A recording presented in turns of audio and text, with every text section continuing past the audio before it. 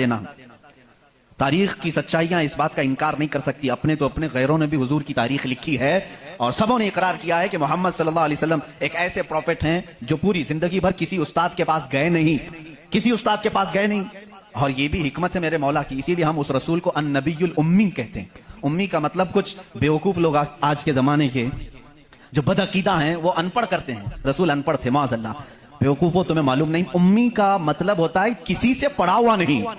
ان پڑھ میں اور کسی سے نہ پڑھا ہوا ہونے میں بہت بڑا فرق ہے. یہ دو باتیں ذہن میں رکھو.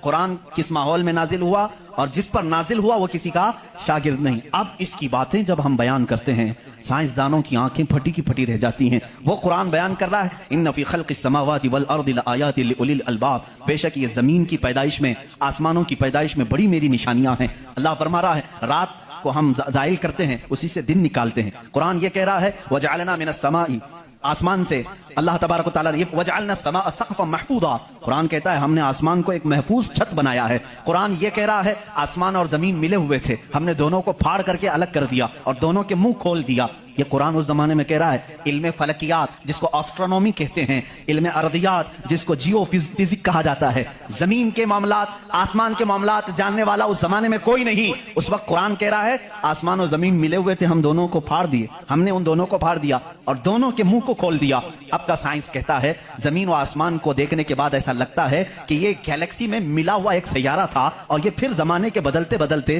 آسمان الگ ہو گیا, زمین الگ ہو گئی. اب کا سائنس یہ کہتا ہے. اور پھر یہ بند نہیں ہے, جیسے ہماری چھت بند ہے, اوپر سے پانی ڈالو تو نیچے کچھ نہیں آئے گا, نیچے کے فرشی بھی بند ہے, نیچے زمین سے کوئی چیز یہاں مسجد میں نہیں نکلے گی. سائنس اب یہ کہہ رہا ہے آسمان میں جگہ جگہ سوراخ ہیں, منہ کھلا ہوا ہے, زمین میں بھی جگہ جگہ سوراخ ہیں, دکھنے والے نہیں, یہ کھلا ہوا ہے. اس کا مطلب میں بھی سمجھ نہیں پایا تھا, آسمان کھلا ہوا ہے, زمین کھلا ہوا, منہ کھلا ہوا ہے, کیا مطلب؟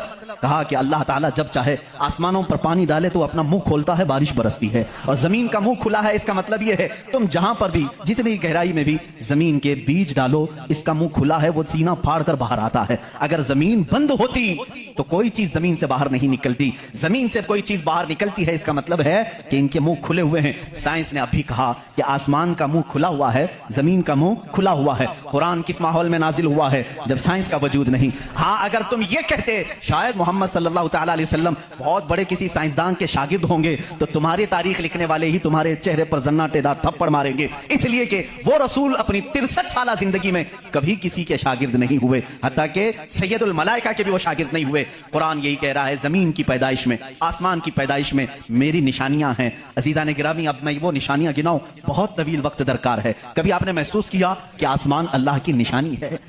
اللہ کی نشانی ہے.